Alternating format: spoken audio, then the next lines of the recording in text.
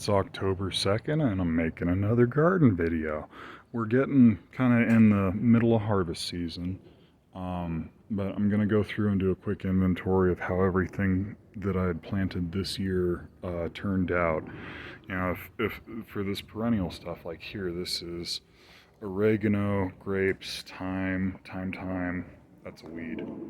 And I'll stop waving the phone around. But for this stuff, as long as it survives, you know, past the first year and starts to get established, it's going to go. It'll be fine. The last video I took, this was all 3 or 4 feet high of weeds. This is the runoff from the swamp cooler, but luckily the oregano I planted down there liked it. So I'm going to be doing garden prep for the next month or so, but after that I'm going to start looking at building an irrigation system off of that drain pipe. Around the front, this is a Syringa lilac. This is a reblooming dwarf lilac. I ordered it in February. It was supposed to be shipped in May, and I just got it a couple weeks ago, and it's not happy. Funnily enough, it doesn't want to be transplanted in the fall. So, oh well. The lupins were planted in this spot. None of them made it, so I'm going to have to try and replant.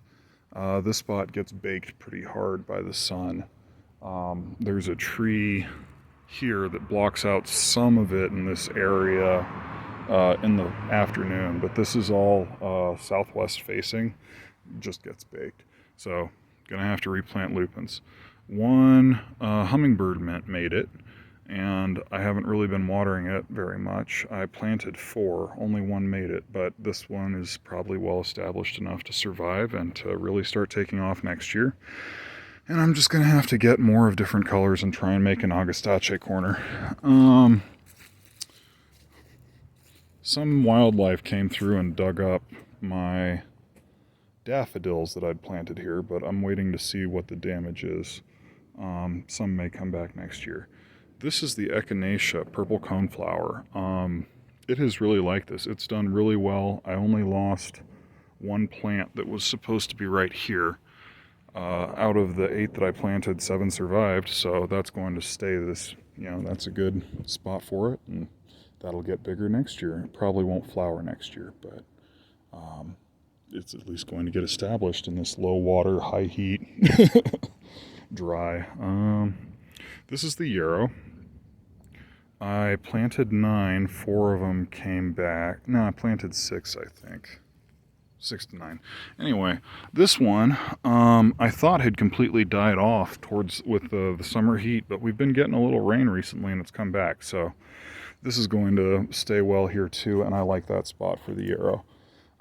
It makes a flower that looks kind of like a carrot flower, and I really like carrot flowers, and it's going to make kind of like this is my front door, so it's going to make kind of like a little shelf of flowers right as you walk in. Front yard to the side.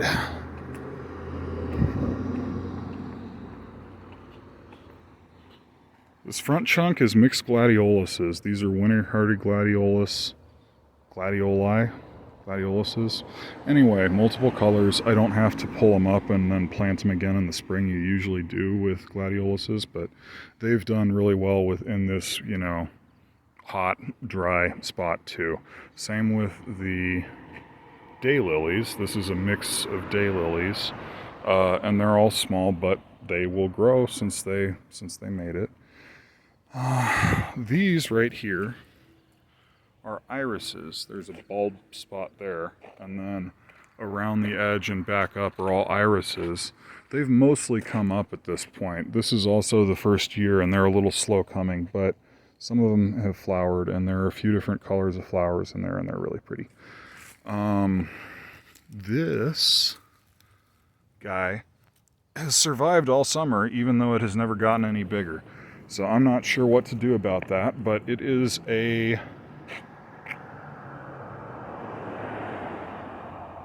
forget now. Nanking cherry. Here's the other Nanking cherry that isn't completely shaded out by that tree. And Yeah, this one is also, I think, 6 months older than the other one, but just the difference in size when I got them into the ground and timing when I got them into the ground. The smaller one got in the ground late, but this guy's big and ready. Yeah, I got that in last fall, so that's been in for a year. The lavender bed.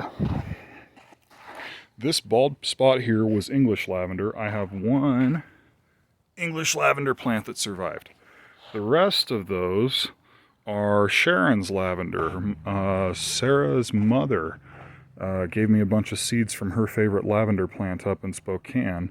And since lavender doesn't usually breed true to seed, I planted out a whole bunch of them. I'm going to let them grow and see which ones I like the best, and then take clones, root them, and plant them out in the front yard that hasn't been landscaped yet. And that's kind of going to be the last project for landscaping.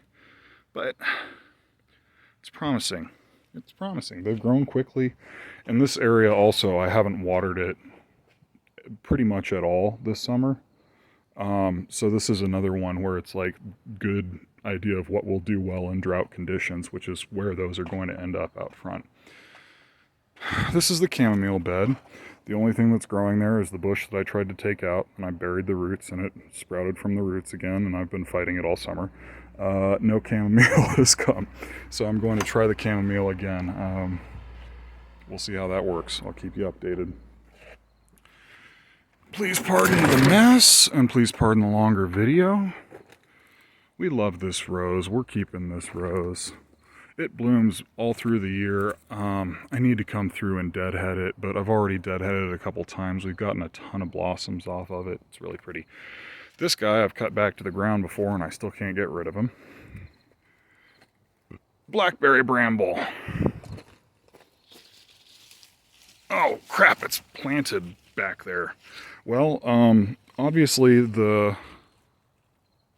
black satin raspberry is enjoying this area. That's this semi-erect one, the one that's up and training. This one that's just down flat is the Chester Thornless. This is too hard to train and keep up. I'm pulling this out in the fall, and I'm not going to grow it again. I'm probably going to try and find another one that's like this, or just a second of the same species, just to fill out this bed. Heritage raspberries. The raspberry plants, like, they're looking a little toasty. We've been harvesting a ton. Sarah was just out here harvesting earlier today. They're great. These are all heritage red raspberries. They do great in this area. There's also tons of bindweed. These are here to stay, and I need to redo my trellises for both of those. This twine that I used held up for about a month. So I have wire. I just need to go cut it and hang it and stuff, and I'm really lazy and don't want to. This bed is growing a lot of bindweed. This was the blueberry plants. It doesn't get much water. It doesn't get nearly the amount of water blueberries need. I've decided to give up trying to grow blueberries here specifically. The way I've been watering is overhead water from that post right there. And this is kind of the outer edge of where that water, like where that hits on its maximum spread. So it got toasted this summer. The tomatoes this has been a decent spot for tomatoes. I like planting them there, and the harvests have been kind of crap for tomatoes this year. Our late frost in the spring kind of damaged them, like permanently stunted them, which isn't great. But the currants are all big and happy. That's what's all along this back line here. And we didn't get much this year, but they're obviously big enough and getting to the point where we can start expecting reliable harvests. Like they're, when I planted them, most of them were a foot tall and one stalk or one stem. Now they're bushed out. So soon we will have currants. This patch didn't do very well. This side had amaranth in it. That side had borage. There's something wrong with the soil over here. I'm not sure what I screwed up. But a very small amount of the amaranth actually survived and thrived. Here's some clover. There's more weeds than stuff I actually planted here. But, like, it's doing, it's forming seed heads for the small little twigs that did survive. So at the very least, I'll be able to save seed for next year if I need to, like, put out a bunch of manure or something. Kale. We have all the kale we can eat. There are multiple different varieties. This is the Raggedy Jack or Red Russian. Blue curled. This is the supermarket kale. Oh gosh, I forget what the name of this one is. And then the Nero or dinosaur kale. And then over here, I'm gonna come around here, going into the garden now. This is Red Arbor. This is a kind of kale that is occasionally planted as an ornamental. I haven't tasted it yet. I planted it in the spring and it didn't come up, so I was kind of surprised, but apparently it likes the fall, so that's where that's going to be. The pepper bed has been really successful for us this year. I've been harvesting regularly. Oh, here's a jalapeno. I've been trying to wait to harvest everything until it's red and then drying it. I don't really like drying green jalapenos, and I'm getting a lot hotter jalapenos doing that. Probably a better decision next year would be to plant half as many tomatillos. The ground is littered all the way through with them because I haven't been able to keep up with harvesting them. So I'm going to have so many tomatillo seeds here next year. Just so many. I'm going to be weeding tomatillos out for the next 5 years. So next year I'm going to do less. These are the Scarlet Runner beans. Here we go. Let me pop this open. Show you what they look like. Sorry, I'm doing this on my cell phone. It's kind of hard to open these shelling beans. There we go.